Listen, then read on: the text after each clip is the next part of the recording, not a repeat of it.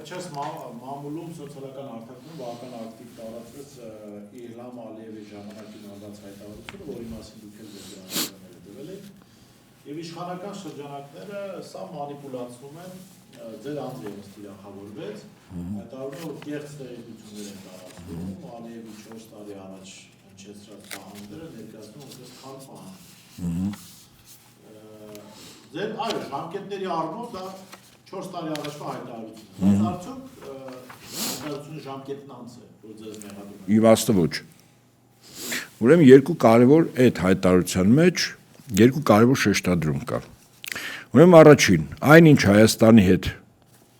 պետք է հարաբերություններ ստեղծվի, խաղաղություն եւ այլն, դա երաշխավորված չի։ Նույն Ալիևը ասում է, որ մեր դիրքորոշումը կարող է փոխվել 6 ամսից։ Սա կապ չունի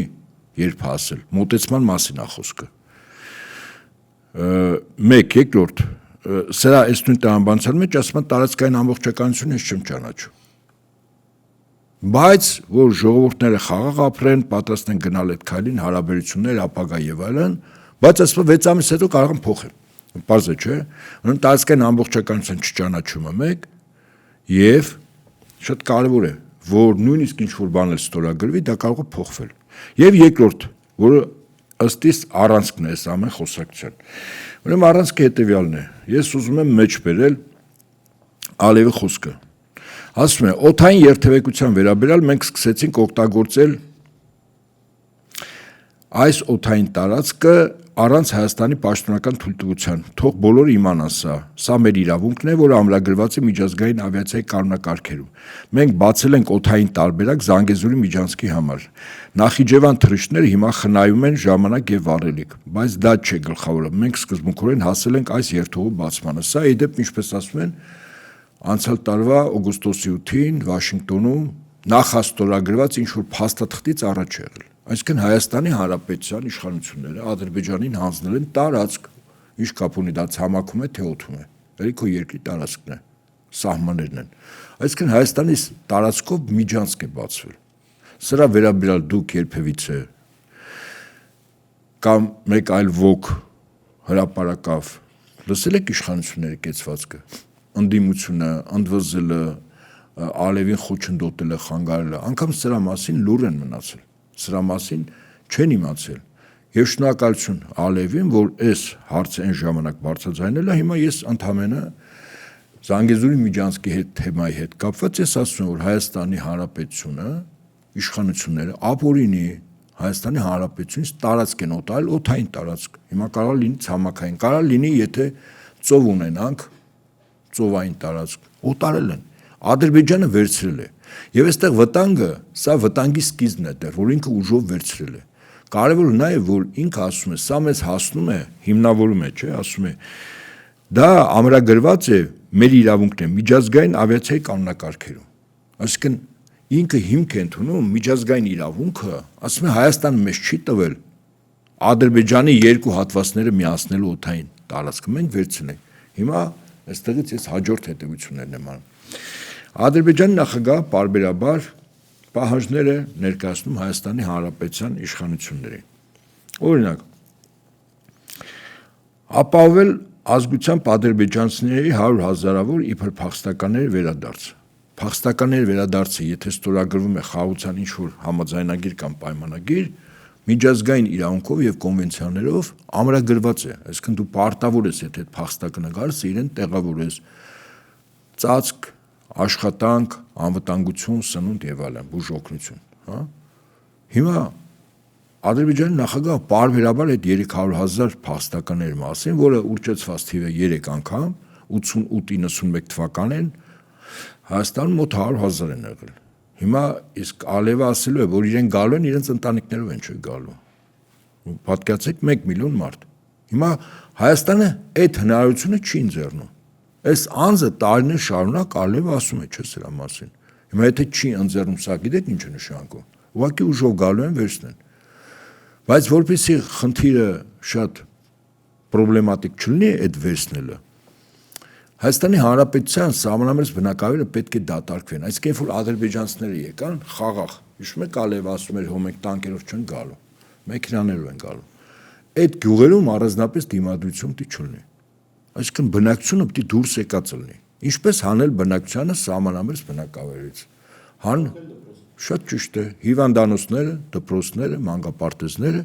աշխատատեղերը կրճատել եւ արդյունքում ինչ է լինելու։ Մարդիկ ինքնաբերաբար, այսինքն այդ մարդկանց մենք չենք կարող մեղադրել։ Երիտասարդ ընտանիքները դուրս են գալու, որտեղ երեխաները կրթվելու մանկապարտեզում տալու հնարավորություն չունեն, հիվանդանոցները շրջկենտրոններ են կամ համայնքային կենտրոններ, գյուղերը դատարկում են։ Ավելին ասեմ, վիճակը սահմանամերձ բնակավայրում այնտեղ որտեղ ադրբեջանցիներն ժամանակին ապրել, ուսումնասիրում են եւ քարտեզագրում են հետախույզները Եվրամիության այսպես կոչված քաղաքացիական դիտորդական առաքելության աշխատակիցները, որոնք Հայաստանի Հանրապետությունում ունեն դիվանագիտական անձեռնողության իրավունք, ՀՀ իրավական ակտով ընդունված։ Իդեպ նկատենք պարոն Հապետյան, ձեր խոսքին որպես հավելում, որ այն որ իրենք նախկինում ադրբեջանցիների բնակեցված վայրեր գնում են, ընդունել է խմբի ղեկավարը, նախկին ղեկավարը կարծեմ, ասելով, որ Ալիևը մեզ խնդրել է գնալ եւ լինել բոլոր այն բնակավայրերում, նախկինում ադրբեջանցիներ են ապրում։ Տեղեկանք է պատրաստում։ Սա ասում ինչի համար, որտեղ հերոստատողները գուցե ձեր չափ չեն հետևում իրականությունների փաստերին, հիշեցում, որ նման բան եղել է եւ իրենք պաշտոնապես դա ընդունել են։ Հիմա ուրիշ հարց է հետաքրքիր առաջում։ Տեսեք, իշխանությունը մի կողմից ձեզ թիրախավորում է եւ այն մարդկանց, ովքեր ասում են, որ Ալիևի սպառնալիքի ներքո է գործում այս իշխանությունը եւ խաղաղություն ամեն ինչ կա, մյուս կողմից իշխանության ղեկին գտնվողը հայտարարում է, որ եթե իրենք չընտրվեն, ապա սեպտեմբերին կսկսվի պատերազմ։ Այսինքն մի կողմից ձեզ մեղադրում է, մյուս կողմից ամենաբարձր մակարդակում հաստատում են ձեր տեղեկությունները։ Անկամ եթե 4 տարի առաջ եղած հայտարարության իման վրա եք որ չկա խաղաղություն, դա պատերազմի սպառնալիք եւ Ալիևը ունի հստակ պահանջ, որ Նիկոլ Փաշինյանը պիտի ընտրվի Հայաստանին։ Դա պայմաններից մեկն է իդեպ։ Ես հիմա շարունակությունը հիմա ես դա ոչ միայն իհարկե վստահաբար այո ես հիմա երբ Ֆիդանը ասում էր իրենք պաշտպանում են Հայաստանի իշխանությունների վարվող քաղաքականությունը ասում էր բայց կան մի քանի հարցեր որ Փաշինյանը պետք է լուծի հիմա ես շարունակում եմ 300,000-ի շարունակություն ուրիշ ինչ Ադրբեջանը ասում է որ Հայաստանը ժամանակին 30 տարուց ավել օգտագործվել է Ադրբեջանի տարածքը անունը Լեռնային Ղարաբաղ ավերել է 7 շրջանների քաղաքներ գյուղեր Թալան գյուղնշանակության հողերի եւ ընդերքի օգտագործում փոխհատուցում հիմա թիվը ասվել է $160 միլիարդ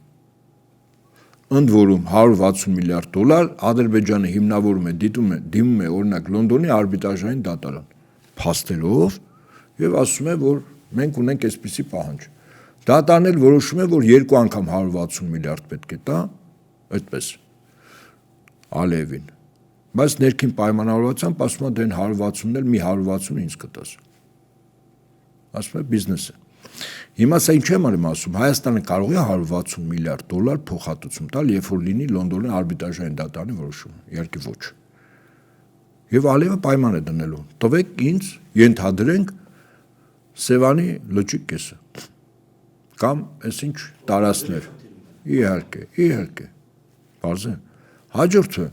սա ընդ որում միջազգային իրավունքով է շատ կարևոր է այս օդային միջանցքի վերցնելու Ալիևի հիմնավորումը ինքը ասում է որ այդ իրավունքը ինքը ունի հիմա Հայաստանը այդ Ալիևի իրավունքը չի կարողանում իրացնել եւ չի ցանկանում Ալիևը վերցնում է ուժով կամ միջազգային դատարաններով հաջորդը ռազմական տուգանք երբ որ հիմա ասում է պետք է ստորագրվի խաղաղության պայմանագիր կամ համաձայնագիր սա ինչ է նշանակում որ մեր երկու պետությունները պատերազմի մեջ են չէ եղել կա պարտվող կողմ պատերազմում մեկը հա հիմա կա ռազմական տուգանք հասկացություն կոնտրիբուցիա Հայաստանը որպես պարտվող կողմ Ադրբեջանը ասում է որպես ռազմական տուգանք այսքան գումար դիտաս չես կարող տալ ես վերցնում եմ սա եկեք պայմանավորվենք սա ես նվազագույնն եմ ասում չեմ ասում որ Ալիևը վստահաբար եմ ասում ձեզ որովհետև դրա վերաբերյալ Ալիևը մակ ամբիոնից բարձրաձայները շատ կարևոր է որ 5000-ից ավել ադրբեջանցիներ են կորել 88-94 թվականներին սա մակի ամբիոնից ենք խոսում հա եւ ըստ այդմ ասում են ուր են այդ մարդիկ Չկան։ Եվ 2025 թվականի սեպտեմբերի 25-ին ՄԱԿ-ի գլխավոր ասամբլեայի 80-րդ նստաշրջանում ասում է Հայաստանի կողմից էթնիկ զտումների եւ ռազմական հանցագործությունների քաղաքականության արդյունքում 1 միլիոն ադրբեջանցիներ վտարվեցին իրենց հայրենի հողերից։ Այս 1 միլիոն ես օտից չեմ ասում, էլի։ Բարձ եմ ասում։ 2020 թվականի գրեթե 30 տարի տևած անարդյունք բանակցություններից հետո Ադրբեջանը ստիպված եղավ օգտվել ՄԱԿ-ի կանոնադրության 51-րդ հոդվածի համաձայն իր ինքնապաշտպանության իրավունքից։ Պատերազմի ընթացքում Հայաստանը բալիստիկ հրթիռներով կասետային զինամթերքով ռմբակոծեց մեր քաղաքներն ու գյուղերը։ Սա գիտեք չէ, քրեորեն պատժելի է։ Այնինչ ինքն է, ֆոսֆորային ռումբեր օգտագործել։ Սպանելով ավելի քան 100 անմեղ քաղաքացիական անձանց, սակայն Ադրբեջանը պատերազմը մղեց միջազգային մարդասիրական իրավունքին լիովին համապատասխան։ Մենք ապահովեցինք քաղաքացիական բնակչության պաշտպանությունը եւ ձեռնպահ մնացինք ոչ ռազմական ենթակառուցվածքների վրա հարձակումից։ Հիմա օկուպացիայի ընթացքում Հայաստանը հողին հավասարեցրեց մեր հարյուրավոր քաղաքներն ու գյուղերը եւ դիտավորյալ ոչնչացրեց 65 մզկիթ։ Սա Հայաստանի քաղաքականությունն էր, որը գրեթե 30 տարի կառավարվում է ռազմական հանցագործների կողմից։ Մենք վերակառուցում ենք հողին հավասարեցրած գյուղերն ու քաղաքները։ 90-ականների սկզբից ի վեր Հայաստանի ագրեսիայի եւ օկուպացիայի ընթացքում անհետ կորած գրեթե 4000 ադրբեջանցիների, մեկ ուրիշ տեղ էլ 5000 է ասում, ես այդ թիվը ուղղակի լավ եմ, 5000 քանի 100։ 4000 ադրբեջանցիների ողբերգական ճակատագիրը պահանջում է հատուկ ուշադրություն եւ գործողություններ, ուշադրություն եւ գործողություն, այսինքն քննություն։ Ուր են այդ 4000 մարդիկ։ Ով է կազմակերպել դրանց սպանություն, ով է հրաման տվել, ով է սպանել։ Եվ Դե պետարումով էլ քաղաքացիական պայմանագրից Հայաստանի դեմ ցուցմունք տվող է Գագիկ Մելքոնյանը, առներ առաջատարից, թե բոլոր սպանվածների տեղերը ինքը գիտի։ Նա պիտի գնա բանան, պատասխան տալու։ Բայց մի հավելում էլ անում ձեր մեկնաբանը։ այո։ Այն որ կոնտրիբուցիա ռազմատուգանք պիտի վճարեն, գուցե մեր հանրությունը մտածի թե շատ հին բաներից ենք խոսում, բայց եկեք այսօրվա ընթացող կոնֆլիկտներից օրինակ բերենք, որ հասկանանք, որ սա շատ ռեալ է։ Այսօր Իրանը հայտարարում է, որ պատերազմը կկանգնի այն ժամանակ, երբ իրեն հասցված վնասները կփոխադրեն։ այդ ռեպարացիան է, փոխհատուցում։ Եվ Ռուսաստան-Ուկրաինա պատերազմի ընթացքում Ռուսաստանը իր հերթին իր պահանջներն ունի իրեն հասցված վնասները փոխհատուցել եւ նաեւ ռազմատուգանք վճարել եւ Ուկրաինան էլ իր հերթին եւ հավաքական ռուսական 300 միլիարդի հասնող հաշիվները սարացրին, ասում պատերազմ սկսած կողմ է, սա պիտի փոխհատուցում վերցնենք։ Այո։ Լավ, Ռուսաստանը մեծ պետություն է, հարցը չեն կարողանում դա լուծել։ Բայց այսինքն Հայաստանը այնպես չի, որ պլստալու է այստեղից, այսինքն պարտված կողմը պատերազմում եւ Նիկոլ Փաշինյանի դեմքով այդ պատերազմում մեղավորություն ընդունած կողմը այդ փողերը պիտի տա։ Այո։ Սա մասը Կամ նշանակում է, որը մի քանի սերունդ ուղղակի պետք է աշխատի եւ այդ պարտքը փակի, իդեպ այդպես Գերմանիան մինչեւ 20-րդ դարի վերջերը համաշխարհային պատերազմում պարտվելուց հետո Իսրայելին այո գումար էր վճարում, փոխհատուցում։ Պատկերացնում եք։ Հիմա սա ինչ եմ ասում, որ այն ինչ Ալիևը ասել է օթային միջանցքի վերաբերյալ եւ հիմնավորել է, որ դա միջազգային իրավունքով իրեն հասնում է, ես հիմա հիմնավորում եմ, թե Ալիևը ինչ պահանջներ է դրել, ընդ որում ՄԱԿ-ի ամբիոնից է խոսում։ Սա հերոստաելույթ չի, լրագրողին տված պատասխան չի, հա, սա ամենաբարձր ամբիոնն է։ Այսինքն իրենք հետամուտ են լինելու այս ձևակերպումների գնահատումների կյանքի կոչելուն։ Սա լրջագույն մարտահրավեր է, հա։ Հիմա ձեր հաջորդ հարցը պատերազմի վերաբերյալ, որ հայտարարել է պատերազմ։ Ուրեմն ասեմ այսպես, 44 օրյա պատերազմը սկսելուց ըստ Փաշինյանի հրապարակավ հայտարարության Հայաստանը իմացել է մի քանի օր առաջ, երբ որ Ադրբեջանի զինուժը, տեխնիկան, օդուժը կենտրոնացել էին Արցախի եւ Հայաստանի սահմաններում։ Մեր հետախուզության, մեր դաշնակիցների տված օպերատիվ տվյալների վրա ընդհանրապես Փաշինյանը արձանագրում է մի քանի օր առաջ ենք իմացել։ Հիմա ես փորձում եմ հասկանալ, եթե մի պետություն մյուսի վրա պատրաստվում է հարձակվել, պատերազմել։ Պատերազմը ինքը ռազմական գործողություն չի։ Պատերազմը կոնկրետ նպատակ ունի հաղթել հակառակորդին, ասենք զորքերը մտնել այդ պետության մայրաքաղաքը դրոշը բարձրացնել կառավարական շենքի վրա, ստիպել ստորագրել կապիտուլյացիա կամ մինչև մտնել է, եթե երկիրը կապիտուլացվում է, հանձնվում է, այդ դեպքում։ Հիմա եթե պատերազմ է լինելու, էական չի ինչ պատճառով, հիմնավորումը, որ իբր իրենք չընտրվեն։ Դա իհարկե ժպիտ է առաջացնում, բայց եկեք լուրջ նայենք այս ամեն ինչին։ Տեսականորեն նայենք, որ մեր հետախուզությունը իմացել է։ Քրիստինե Գրիգորյանի ղեկավարությամբ կառույցի աշխատակիցները արտաքին հետախուզություն իմացել են, բայց Քրիստինե Գրիգորյանը այս վերջերս պարբերաբար զեկույցներ էր հրապարակում հանրության համար։ Ադրբեջանի կողմից որից է վտանգի պատերազմի մասին չեմ ասում, ռազմական գործողությունների մասին որից է տեղեկություն չկար։ Լավ, ենթադրենք չէր ուզում ասել, Փաշինյանն է ասում։ Հիմա հարց, եթե Փաշինյանը իմացել է, որ 6 ամիս հետո պետք է մեր վրա Ադրբեջանը հարձակվի, այն էլ պայմանն է իմացել։ Ես կարծում եմ, այդ տեղեկատվությունը Ադրբեջանում իրազեկեն մատների վրա հաշված մարդիկ։ Դա գաղտնի ինֆորմացիա է, գաղտնիության ամենաբարձր աստիճանի։ Հիմա հարց, ապրեն մեր հետախույզները, դա իմացել են։ Փաշինյանն էլ իրազեկ է։ Հիմա հարց, ինչու է Փաշինյանը հրապարակավ մեր թշնամի պետությանը ասում, որ մենք գիտենք քո ծրագրերի մասին, որ դու 6 ամիս հետո մեր վրա հարձակվում ես։ Գուցե դա համատեղ ծրագիր է։ Հիմա հաջորդը, այսինքն Փաշինյանն այստեղ հանցանք է գործում։ Եթե սա իրականություն է, որ 6 ամիս հետո դինի պատերազմ, եւ Փաշինյանը հրապարակավ դրա մասին ասում է, սա առնվազն հանցանք է։ Դու պետական գաղտնիք ես իմացել Ադրբեջանի, որը հրապարականացնում ես։ Հիմա հաջորդը Փաշինյանը երբ ասում է 6 ամիս հետո պատերազմ է,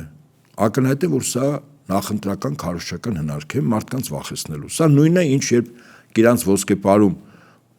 մեր ամենալավ պաշտպանված բնագծերում, որտեղ ես ծառայել եմ իդեպ 6 տարի, 7 տարի ծառայել եմ այդտեղ, հրաշալի գիտեմ այդ բնագծերը ինչպես է ստեղծվել, ինչ զողողությունների, ինչ կորուստների, հա, բայց լավագույն բնագծերն է։ Փաշինյանը հանձնելուց առաջ, երբ որ ասում էր դելիմիտացիա դեմարկացիա տարվին, չէր ասում էր, եթե մենք չանենք Ադրբեջանը եւ Թուրքիան պատերազմ են սկսելու մեր դեմ, չէ՞։ Նույնականն է, եթե չանենք պատերազմ են սկսելու։ Հիմա փաստացի Փաշինյանը մեր ժողովրդին փորձում է վախեցնել պատերազմով եւ ակնհայտ է, եւ այդ առումով կարծում եմ, որ ապագայում իրապահ իշխանապողությունից հետո եւ ոչ իշխանության վերարտադրությունից հետո իրապահ մարմիններ բոլորը այս հարցերը պետք է դարձնեն օրակարգային։ Եվ ինձ համար գոնե ակնհայտ է, որ ոչ մի պատերազմ չի լինելու եւ ասեմ ինչի համար, որտեղ պատերազմի որոշումը մեր տարածաշրջանում դա Ադրբեջանը չի որոշում, ավելին անգամ Թուրքիան չի որոշում նրանց ղեկավարները, վստահաբար եմ ասում։ Մեկ օրինակ բերեմ, որովհետեւ մեզ լսողներին պարզ լինի։ 44 օրյա պատերազմ Ադրբեջանը սկսելուց առաջ ինքը լուր համաձայնությամբ ուներ տարածաշրջանում շահեր ունեցող պետությունների ղեկավարների համաձայնություն ուներ, հիմնավորելով, որ Փաշինյանը բանակցությունները մտցել է փակուղի եւ բազմաթիվ հիմնավորումներ կային։ Այդ թվում նաեւ Արցախում Արցախ-Հայաստանը եւ վերջ, երբ Փաշինյանը ողջևորված նրա ժամանակ ոգելիչ խմիչքի ազդեցությամբ ասում էր։ Հիմա քանի որ մեր տարածաշրջանում Ադրբեջանը եւ Թուրքիան չեն որոշելու, ինչու, որովհետեւ եթե եղավ Հայաստան-Ադրբեջան պատերազմ, սա նշանակում է Ռուսաստանը, Իրանը, նվազագույնը, Միացյալ Նահանգները, որ հիմա հայտ է ներկայացել այս տարածաշրջանում եւ Թուրքիան մյուս կողմից բախման մեջ չեն մտնելու։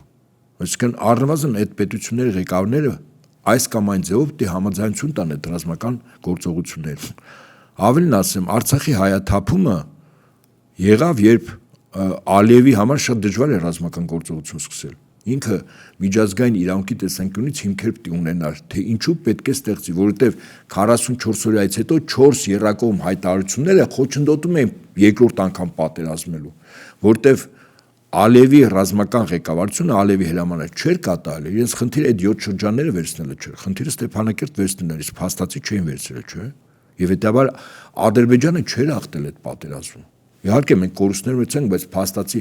երբ երկրի քաղաքական ղեկավարությունը ռազմականի առաջ խնդիր է դնում կատարել եւ ռազմականը չի կարողանում, նշանակում իրենք պարտվում են, եթե չեն կարողանում։ Իսկ 44 օրյա արդյունքը սա է։ Հիմա շատ པարզ բան եմ ասում։ Ալիևը որպեսի հիմնավորեր երկրորդ անգամ ռազմական գործողություն, 11 ամիս պետք եղավ, որ Փաշինյանը ռուսական կողմին որպես միջնորդ դուրս տներ, Բրյուսելին վերցներ որպես միջնորդ եւ վերջն արդյունքում 22 թվականի հոկտեմբերի 6-ին, որը Ալևին միջազգային իրավունքով հնարավորություն կտար այդ ռազմական գործողությունը, որը տևեց փաստորեն 11 ամիս հետո 23-ի սեպտեմբերին, հիմնավորեց, որ ինքը հակ ահաբեկչական է, որտեղ ինչ գործ ունի իր երկրի տարածքում, իսկ Արցախը ըստ Հայաստանի օրվա իշխանությունների այլևս Ադրբեջանի մաս էր, ինչ գործ ունի զինված խմբավորումներ, դրանք ահաբեկիչներ են։ Այսինքն Ալիևը որպեսի քայլ անի, ինքը միջազգային հանրությանը եւ տարածաշրջանում շահեր ունեցող պետություններին դի հիմնավորի, չէ, որ իր գործողությունը ապօրինություն չի։ Եվ հիմնավոր է, չէ, եւ այդ հիմնավորման իրավունքը տվեց Փաշինյանը, իհարկե Շարլ Միշելի եւ Էմանուել Մակրոնի միջնորդությամբ։ Հիմա ես այն չեմ մանրամասնում։ Մանրամասնում եմ նրա համար, որ այստեղ պատերազմ սկսելու Ալիևը պետք է լուրջ հիմնավորումներ ունենա եւ այ հիմա գալիս եմ ձեր այդ առաջարկին։ Ալիևը ինքնուրույն ոչ կարող է որոշել, ոչ էլ սկսել, բայց օրինակ տեսականորեն պատկերացրեք, որ հայ-ադրբեջանական սահմանում ընտրությունների նախաշեմին, երբ որ Փաշինյանը դեռևս իշխանության է, զորքերի կուտակում է, տեխնիկայի կուտակում է տեղի ունենում։ Տարբերակ կա, տարբերակ B, սկսում են հայկական կողմից կրակել ադրբեջանականի վրա եւ հայտարարել հայկական ԶԼՄ-ները, որ Ադրբեջանը սկսել է մեր վրա կրակել։ Ադրբեջանի ղեկավարությունը փաստացի, փաստերով նկարում է ամեն ինչը, որ հայկական կողմն է սկսել, զորքերի կուտակում կա, նույնիսկ իրենք կորուստներ ունեն եւ այլն։ Սառնաներից մի քանի 100 դի կարող են տարբեր գյուղերում բերել թափել, հա, վրաները արյուն լցնել, ասել էսել զոհերը։ Ինչ է կարծում, սա Ալիևին իրավունք կտա ինչ որ բան անելու, չեմ ասում պատերազմելու, բայց պատասխանելու կամ կանխարգելիչ քայլերով ինչ որ տարածքներ վերցնելու կտա չէ այդ իրավունքը։ Եվ ինքը կհիմնավորի եւ Իրանի, եւ Թուրքիայի, եւ Ռուսաստանի, եւ ԱՄՆ նախագահային ասել փաստերը։ Միակ բանը, որը որ Ադրբեջանը կարող է ռազմական գործողություն սկսել, սա միայն այս դեպքում, բայց ոչ պատերազմ, որտեվ պատերազմի համար Ալիևը պիտի հիմքեր ունենա, թե ինչու է Հայաստան դեմ պատերազմ։ Այն որ ինքը կանխարգելիչ քայլեր անում, որ հայկական զինուժը սադրանքների չդիմի հետ այսու, այդտեղ կա հիմնավորում, բայց պատերազմ, որ խնդիր դնի Երևան մտնի, սա չի կարող հիմնավորել։ Հետեւաբար Փաշինյանի ասած պատերազմ կլինի բլեֆ է, փուչիկ, սուտ։ Հաշվի առնելով Իրանի եւ Միացյալ Նահանգների այսօր ռազմական բախման նոր իրողությունները։ Պարոն Աբրազյան, տեսեք, եթե դիցուկ վերցնենք, որ այս մարդը ճիշտ է ասում, պատերազմ կլինի, բայց իր հաջորդ խոսքը ո՞րն է ասում, կլինի աղետ եւ մենք կորցնենք ինքնիշխանություն։ Հիմա հետաքրքիր իրավիճակ է ստացվում, մարդը 2020 թվականի պատերազմից հետո իշխանության արդեն 6-րդ տարին է։ 6-րդ տարին է ռուսական ռազմական աջակցությունից հրաժարվել են, ինչ-որ հնդկական զենք են բերում, ֆրանսիական,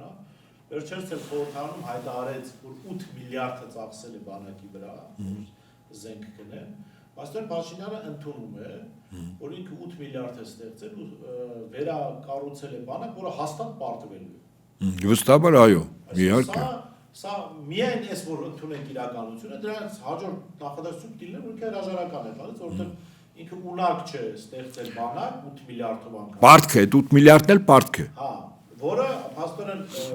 եթե 8 միլիարդը վերցնել պարտքով, ուղղակի մարդկանց բաժաներ, բանակն էլ ցրել, էլի նույն իրավիճակն էլ լիներ, որտեղ էլի երաշխավորված կպարտվի։ Այո։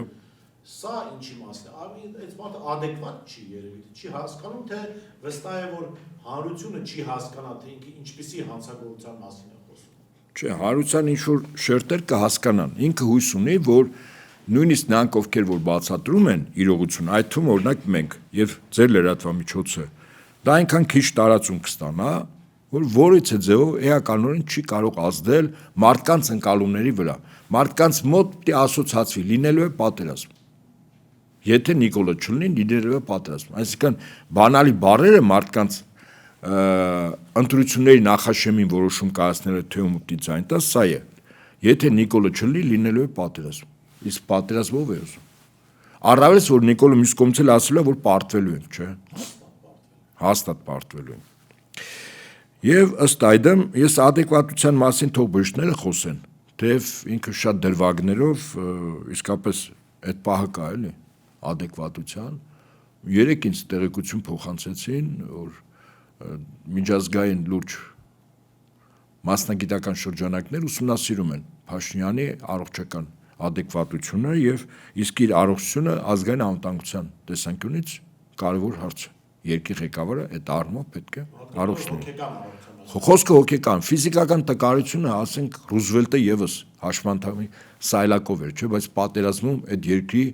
գերագույն գլխավոր հրամանատարն էր, չէ։ Այսինքն իհարկե վստահաբար հոգեկանի մասն է, adekvatություն որոշումներ կայացնելու վրա։ Օրինակ կարող է մարդը adekvat լինի, հոգեկան խնդիրներ չունենա, բայց ինքը լինի թմրամոլ։ Եվ իր որոշումները այդ ազդեցության ժամանակ սխալ լինեն։ Օրինակ Զելենսկին ինքը պրոֆեսիոնալ թմրամոլ է, ինքը չի թաքցնում, ավելին իր նախագահ եղած ժամանակ ինքը գովազդում էր կոկային, որպես լավագույն թմրամիջոց։ Հիմա այո, պահեր կա, որ ոչ adekvat է լինելու դրա ազդեցության կամ հարբեցող, օրինակ։ Հիմա մենք ընդունենք այն ինչ որ ինքը ասել է, իսկ սա նշանակում է, որ ակնհայտ այդ պատերազմի վերաբերյալ իր գնահատականը վերաբերվում է մարդկանց ընկալումների վրա ազդելու նպատակ, որ եթե ինքը չի, իր թիմը չի, ապա պատերազմ է։ Ակնհայտ է, որ սուտ է, կեղծիք է։ Եթե ես պատերազմի հավանականությունը մինչև ԱՄՆ-Իսրայել մի կողմից, Իրան մյուս կողմից պատերազմի նախաշեմին ես շատ բարձր է գնահատում, հիմա ես կտրուկ իջեցնում եմ այդ հավանականությունը։ Չեմ ասում զրոյանում է, բայց կտրուկ իջնում է, որովհետև ուժերի հարաբերակցությունն է փոխվել։ Վստահաբար, երբ հասկանում ենք Տրամպը 48 ժամ է տալիս Իրանին, հետո 12 ժամ մնալուց առաջ ասում է 5 օր մենք ոչինչ չենք անելու, բանակցություններ է գնում եւ այլն, սա մոտավորապես այն է դեմքը փրկելու հիշում եք, այս տաղավարից գոնե 2 անգամ ես դրա մասին խոսել եմ։ Սա նշանակում է, որ Իրանի կշիռը եւ Իրանի դաշնակիցների, այն է Ռուսաստանի եւ Չինաստանի տարածաշրջանում էականորեն մեծանում է։ Իսկ եթե էականորեն մեծանում է, այդ Տրամպի ուղի, Ամերիկայի ներկայություն եւ այլն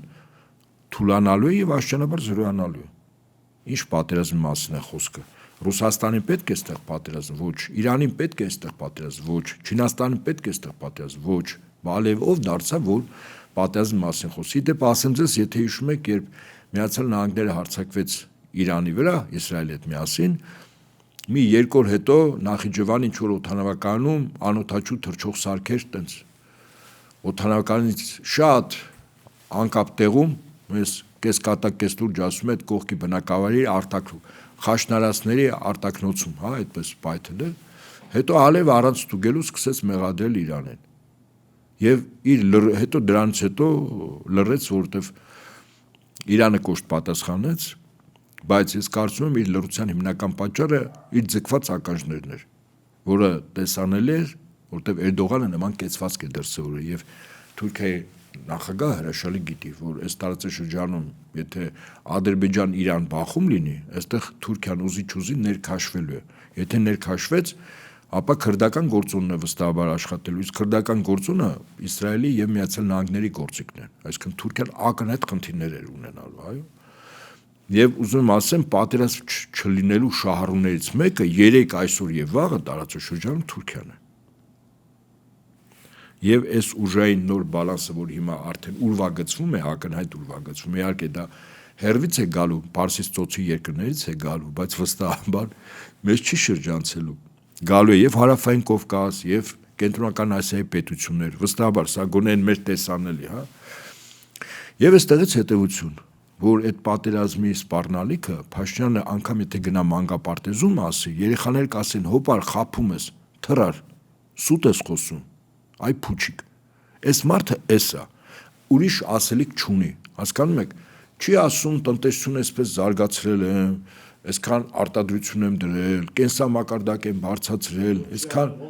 շոշափելի բաներ են։ Հա, լավագույն դեպքում ասում են կրկին վերցել են սազը եւ երգում են Աջափնյակի մետրո երգը։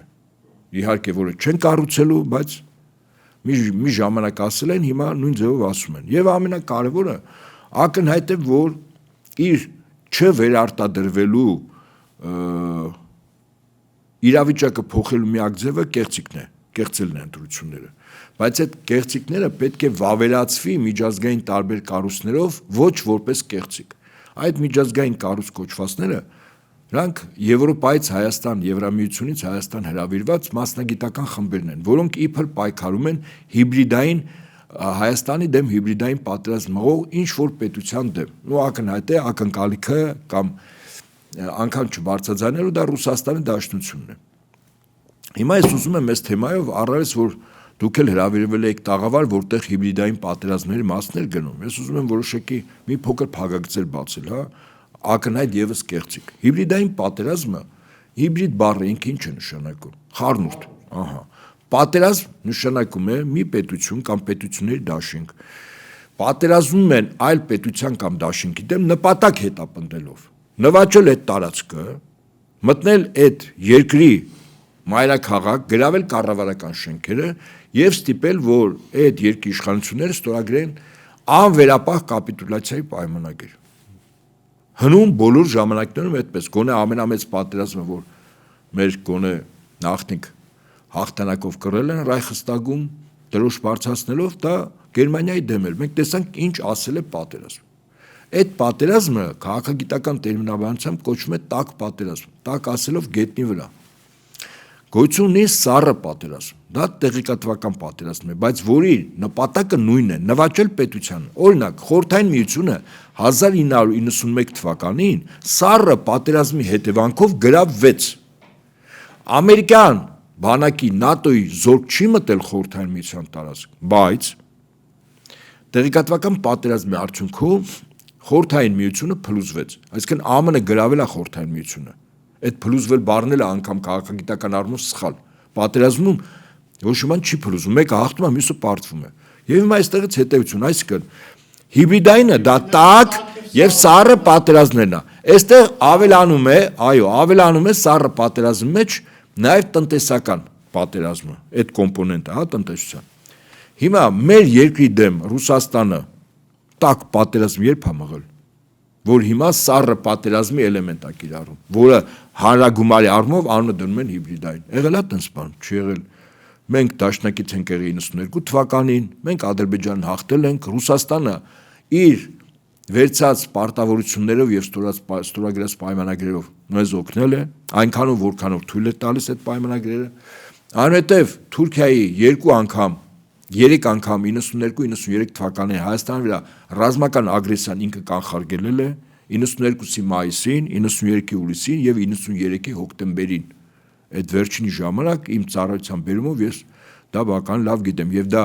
միակ դեպքն էր, որ Հայաստանի Հանրապետության գերագույն գլխավոր հրամանատար նախագահ Լևոն Տեր-Պետրոսյանը հրաման էր տվել թիվ 1-ի կամ լրիվ մարտական պատասխանատվության զորքերը սահման էին տալի, Թուրքիան մեր վրա հարձակվում էր։ Եվ միայն Ռուսաստանի ղեկավարության ռազմաքաղաքական կոշտ կեցվածքի ըստ որի եթե Հայաստանի վրա հարձակում լինի, ապա Ռուսաստանը միջուկային զենք օգտագործի Թուրքիայի 3-րդ դաշտային բանակը, որը բերել էր մեր ամբողջ սահմանում էր տեղակայվել, իսկ այդ ժամանակ ծառայում է Արտիկի բրիգադում։ Մեզ հանել էին սահման, մենք գիտենք մոտապես ինչա սպասվում։ Հիմա սա ինչի համար եմ ասում։ Ռուսաստանը մեր անվտանգության երաշխավորներից մեկն է եղել, հավասեք այդ 3 դրվագը, 92-ի մայիս, 93-ի հուլիս եւ 93-ի հոկտեմբեր։ Եվ որոշ դեգեներատ տխմարներ եւ նրանց թութակները լրատվամիջոցներով կրկնում են հիմարություններ, որ Ռուսաստանը մեր դեմ հիբրիդային պատերազմ, մեր դեմ երբ պնդում են, որ հիբրիդային պատերազմ է Հայաստանը Ռուսաստանից կրկնապատկում է տնտեսական օգուտները։ Այսինքն տնտեսական, հիմա նայում ենք, ես հիմա արձանագրում եմ, Ռուսաստանը մեր դեմ ռազմական գործողություն չի մղել, ինքը մեր դաշնակիցն է, ինքը մեզ փաստերով բազմաթիվ կարող ենք ասել օգնել է, 1, երկրորդ Ռուսաստանը խնդիր չունի Հայաստանին հաղթելու եւ Ռուսաստանի դրոշը բերել Հայաստանում կառավարության շենքի վրա դնելու կամ իշխանափոխություն կազմակերպելու Ռուսաստանը լինելով մեր դաշնակից տնտեսական մեր ծավալները Հայաստան-Ռուսաստան կրկնակի աճել է մեր արտադրանքի հիմնական գյուղմթերքը սպառվում է Ռուսաստանի Դաշնությունում աշխարհում ամենաէժան գազը մենք ստանում ենք Ռուսաստանի Դաշնությունից մինչև 2020 թվականը ամենաէժան զենքը արտադրողի ինքնարժեքով արտադրող գործանի ինքնարժեքով ոչ թե այդ զենքը որը վաճառվում է օրինակ այդ պետության պաշտպանության նախարարությանը ինքնարժեքով մեզ զենք հա տվել այսինքն բավական էժան այսինքն Ռուսաստան մեր դաշնակիցն է, բոլոր այն տխմարները, այն ծերացած ավանակները, որոնք գիտելիքա զուրկ են, բացառապես ոչինչ չեն հասկանում։ Եվ հրապարակավ նման բաներ են ասում, հա։ Ես ասում եմ, էլի, այս մարդիկ ավելավա բերաներին սկոշներ կպցնեն, գնան իրանց ընտանիքով զբաղվեն, երեխեքով, թոռներով, այգիով, մարդկանց պետք չի խաբել։ Ես ասում եմ, երբ գա պահը ճիշտ իշխանափոխությունից հետո, բոլոր նրանք, ովքեր որ հրապարակային կեղծ տեղեկություններ են տարածել, մարդկանց մանիպուլացիել են իշխանությունների հետ միասին, իրանք եւս պատասխանատվության ենթարկեն, որտեղ մարդկանց կարծիք փոխելը եւ կարծիքի վրա ազդելը, դա եւս գործիք է։ Օրինակ, ով է մեր դեմ մղում հիբրիդային պատերազմ։ Ադրբեջանը, Թուրքիան։ Գետնի վրա մեզ հաղթել են մի էլեմենտով, տակով։ Հիմա սառով, տնտեսականով եւ տեղեկատվականով։ Ինչու է Թուրքիան ցանկանում, իսկ դա իր ցանկությունն է, օրինակ, որ հեծը մեր երկաթուղին օտարվի մեզանից, ում է տրվելու վերջն արդյունքում Թուրքիային։ Մեր գազը Ռուսաստանից վաղ թե ուշ կտրվելու է, իսկ քաղաքպայմանագրի կարկառուն մի շարք ներկայացուցիչներ ասում են, որ մենք ադրբեջանից ենք, չէ՞, գազը վերցնելու։ Այսինքն Ռուսաստանից կտրել ադրբեջանից վեր։ Այսինքն Հայաստանը դրվում է Թուրքիայի եւ Ադրբեջանի տնտեսական էքսպանսիայի ներքո, ընդ որում էներգետիկ համակարգը հայ-ադրբեջանական երկու պետությունների միջև ընդհանուր կառավարման համար, ինչու մենք պիտի մտնենք Ադրբեջանի էներգետիկ կառավարման համակարգի մեջ։ Մեր երկրի էներգետիկ ինքնիշխանության 30-ից 40% ապահովող ատոմականը փորձում է փակել, ինչ են ուզում փորձել փակել, որովհետեւ մենք հայտնվենք Թուրքիայի եւ Ադրբեջանի էներգետիկ կախվածության մեջ, այսինքն սա տնտեսական պատերազմ է, չէ, որտեղ մեր թշնամի երկու պետություն փորձում են տնտեսությամբ նվաճել մեզ։ Տեղեկատվականով ներկայացնում են այնպես օրվա իշխանությունների ձեռան, որ Ռուսաստանը մեր թշնամին է, բարեկամ ինքն է։ Այսինքն մեր սպանողը Յաթաղան 15 թիվ կազմակերպողը 91-88 թվականից սկսած Ադրբեջանից 1 միլիոն հայերի բռնությամբ սպանություններով դուրս դնողը, Արցախի հայությանը դուրս դնողը, որը չստացվեց, հա, ցեղասպանության փորձով մենք դիմադրեցինք, կարողացանք պաշտպանվել, 44 օրյա այլանդակությունները անողը, 23 թվականի սեպտեմբերի 19-ին պարտադելով, որ հայությունը ընդեղից դուրս գա, այսինքն մեր դահիճը, բարձում է մեր բարեկամն է, իսկ մեր պաշտպանը մեր թշնամին է։ Սա նման իրավիճակի, որտեղ գայլը գառի հետ դաշինք է կազմում, հովաշանդ է։ Շատ ճիշտ եք։ Որ անվնաս մնան գառը։ Վստահաբար շունը հեռացվում է, բոլոր գառները արդեն զոհ են գայլերին։ Ես սա բարդ չի հասկանալ։ Եվ բոլոր նրանք, ովքեր ես նոց եմ ասում, այս մարդիկ խստագույնս պատասխանությամբ ենթարկվեն այս մանիպուլյացիաները, եւ բոլոր այն տխմարները, որ այս մանիպուլյացիաները կրկնում են մի երկու կոպեկի համար։ Վստահաբար, այստեղ փողի խնդիր է, որտեղ այն մարդիկ, ովքեր որ սրանց պաշտպանում են, իրանք վստահաբար գիտեն, որ ստորություն ու սրիկայություն են անում, որ կեղծիք են տարածում։ Բայց այդ տարածման համար իրենք եւս պատասխանատվության ենթարկեն, որտեղ իրենց խոսքից հանրային կարծիք է ձևավորվում, իսկ հանրային կարծիքի, սխալ կարծիքի ձևավորման հետևանքով մենք կորուստներ ենք ունենում։ Այնպես որ հիբրիդային պատերազմ մեր դեմ մղել եւ մղում է Ադրբեջանը եւ Թուրքիան։ Այլ պետություն չի մղում, բայց նաեւ նրանց դաշնակիցներ, այդ թվում նաեւ Եվրամիությունը։ Եվրամիությունը ինչու է գալիս այստեղ։ Ես նաեւ կոչ եմ անում մեր անդիմադիր դաշտի բոլոր ուղղությունների, բոլոր դաշինքների։ Եվրամիությունը գալիս է այստեղ իբր հիբրիդային պահի, նախ այդ տերմինը ինչ են մտցրել։ Ակնհայտ է, որ թիրախը Ռուսաստանն է եւ մեկ կամ մի քանի քաղաքական ուժերի ընտրություններին արգելելու համար։ Սա ակնհայտ է։ Իբր հիբրիդային պատերազմ։ Երբ որ հիբրիդային պատերազմ նորից եմ կրկնում Ադրբեջանը, Թուրքիան, Եվրամիությունը, Բրիտանիան, ոչ Եվրամիության անդամ երկիր, Միացյալ Նահանգները, իրանք են մեր դեմ հիբրիդային պատերազմ ողում։ Եվ այստեղից հետեւություն։ Այդ Եվրամիության խմբերը, որ գալու են այստեղ, ամենակոշտ կեցվածքը հիմիկվանից պիտի դրսևորել, որովհետև Փաշինյանի ակնհայտ կեղծիքները վավերացնելու են նույն օրը գիշերը այդ խմբերը եւ ասել են, որ երկիր մոլորակի պատմության մեջ միակ ու եզակի աննախադեպ մաքուր ընտրություններ տեղի ունեցել Հայաստանի Հանրապետությունում 2026 թվականի հունիսի 7-ին։ Սա հիմիկվանից սրա դեմ պետք է առնել, որ Եվրամիության որից է չինովնիկ աշխատող ստեղ փողոցում անցնելուց իմանա, որ հայ ժողովուրդը իրան նայում է որպես թշնամի, որտեղ կոլաբորանտ կառավարության, Փաշինյանի կոլաբորանտ կառավարության վերարտադրության երաշխավորն է։ Իրան գալիս են երաշխավոր, որպեսզի այս կառավարությունը վերարտադրվի, որպեսզի Ալիևի եւ Էրդողանի պահանջները Փաշինյան Նիկոլը կատարի, որտեղ ինքը ունի պարտավորություններ։ Այ ոնց որ հիմա ես եմ նստած ձեր դիմաց տեսախցիկի, ես կասկած չունեմ։ Փաշինյանը կարող է փաստաթուղթ չի ստորագրել 22-ի հոկտեմբերի 6-ին Պրահայում, բայց այս տեսախցիկի առաջ շատ բաներ դրական առումով համաձայնվել է։ Այն որ Էրդողանը ասում էր մի քանի հարցեր կա որ պիտի լուծի։ Բա Փաշինյանը չէր ասում բանը հարգելի Էրդողանը չէ կներեք։ Հական Ֆիդանը չէր ասում բա հարգելի արտգործնախարար կամ Արադ Միրզոյանն ասել, «Էս ինչ հարցերի մասն եք խոսում, մենք պարտավորություններ չունենք ձեր առաջ։ Ինչ հարցեր պիտի մենք լուծենք»։ Ընդհանրապես հարցերին պատասխանում են լեզվախոսակցականով սխալ է, լուծում են խնդիրները, հա։ Ինչևէ, մենք բան չունենք, խնդիր չունենք լուծելու։ Մենք ձեզ տված խոստումներ չունենք։ Իսկ լրությունը ինչ է։ Համաձայնության նշանը իհարկե կա, եւ այդ խոստումները